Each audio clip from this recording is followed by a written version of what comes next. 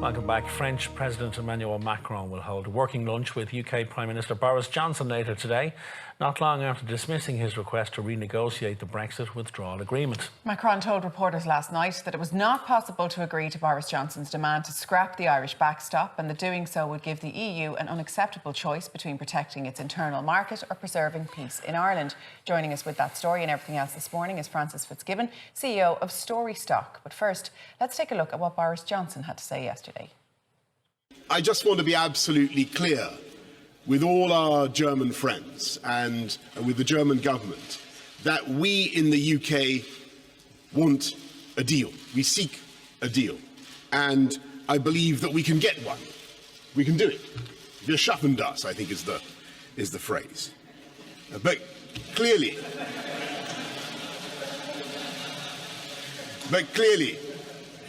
we cannot accept the current withdrawal agreement, arrangements that either divide the UK or lock us into the regulatory and trading arrangements of the EU, the legal order of the EU, without the UK having any say on those matters. So we do need that backstop removed.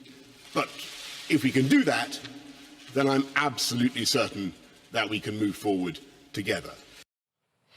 A lot of pomp, Francis, a lot of confidence, even room for a laugh, it seems, and yet no alternative. He's against the backstop, but there is nothing concrete in its place. He's talking about no backstop, no checks at the border, things that everybody else seems to know is ludicrous. We are talking about a 30-day deadline by Angela Merkel. Is anything going to change? No, and he sounds there like a manager who's just been promoted from First Division into the Premiership.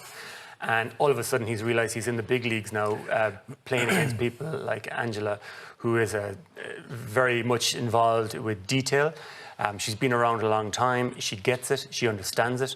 And I think he's starting to realise that he's in a very, very tricky negotiating position. Nothing changed yesterday.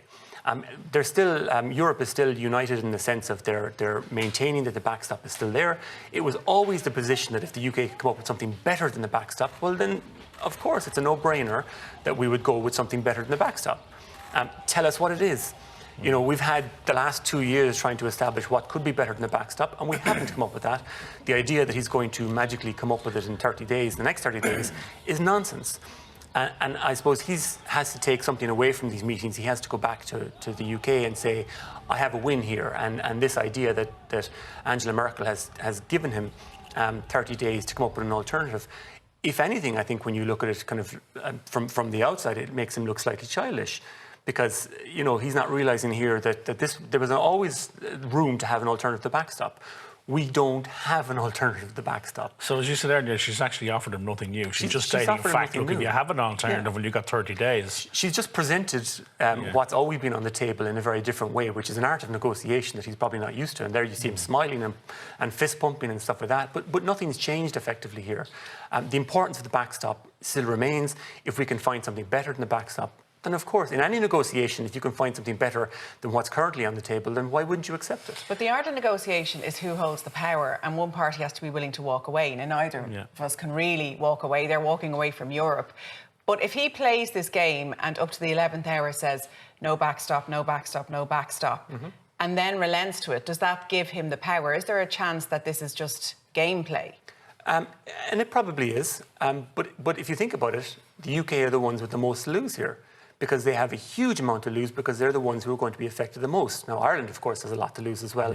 But Ireland has to negotiate within the realms of the EU. We cannot have unilateral negotiations with the UK on our own. We're part of the European Union. We have been very, very successful the last number of decades. So we have to negotiate with the European Union. He is, of course, as you're pointing out, he's playing a game of effectively political chicken and trying to make it till the very, very end and hoping the European Union will capitulate on the backstop and other issues. My own thinking is that even if we did capitulate on the backstop for whatever reason, is that going to be enough to get the deal through the European or the Westminster Parliament? British politics now is so disjointed. British society is so divided and disjointed, I'm not even sure it would. You know, there was somebody made reference, a British politician yesterday, and it was quoted that even if Moses himself brought down the most amazing deal, you know, from the mountain and said, here you have this perfect deal, it still wouldn't get through Westminster Parliament at this point in time. That's how fragmented the Parliament is. So I think capitulating on something like the backstop that is so important is the wrong thing to do at this point in time, because when in negotiations, you have to know that who you're negotiating with. Number one, you have to know that you're negotiating in good faith. And when you look across the water at who we are negotiating with and the background and the backdrop to all that, it's a very fragmented party in the Tory party, a very fragmented political system. Yeah. You have to be really, really careful. I think the thing now and the trick now is for Ireland and the EU to hold their nerve. And who knows what will happen in the EU and the Westminster Parliament in the next couple of weeks.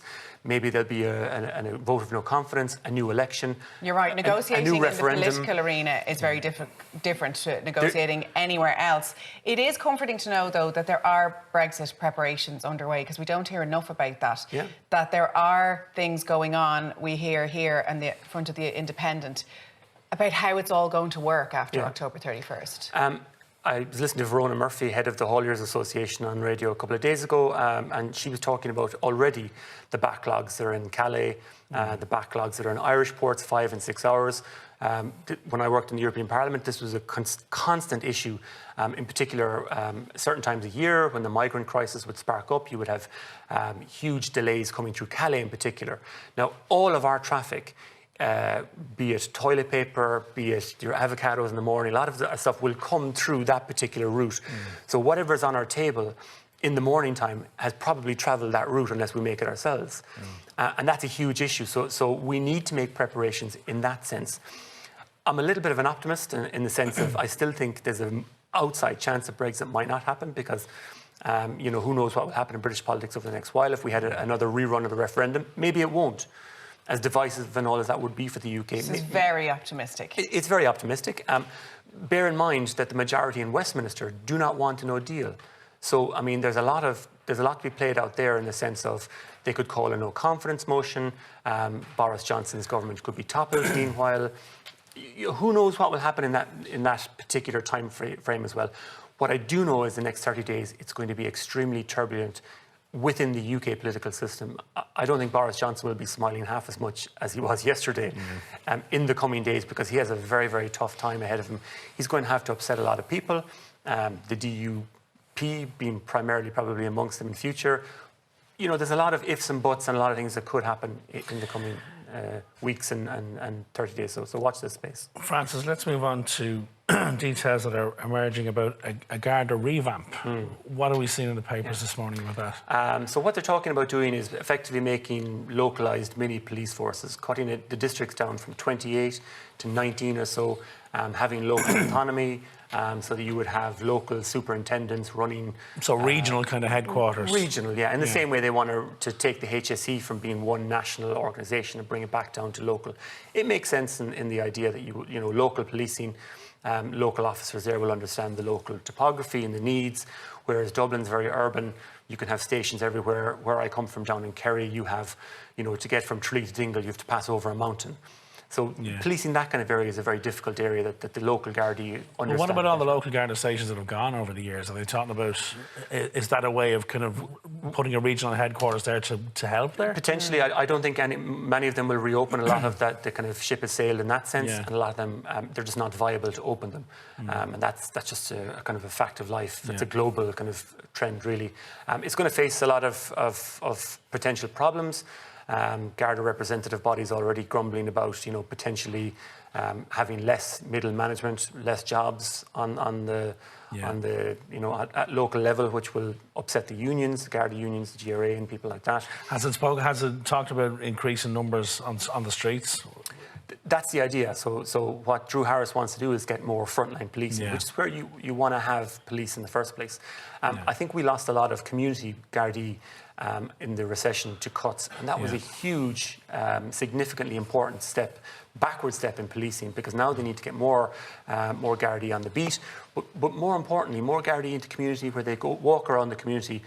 Our local community guard at home was David Rath. I knew him. He played the saxophone at community events.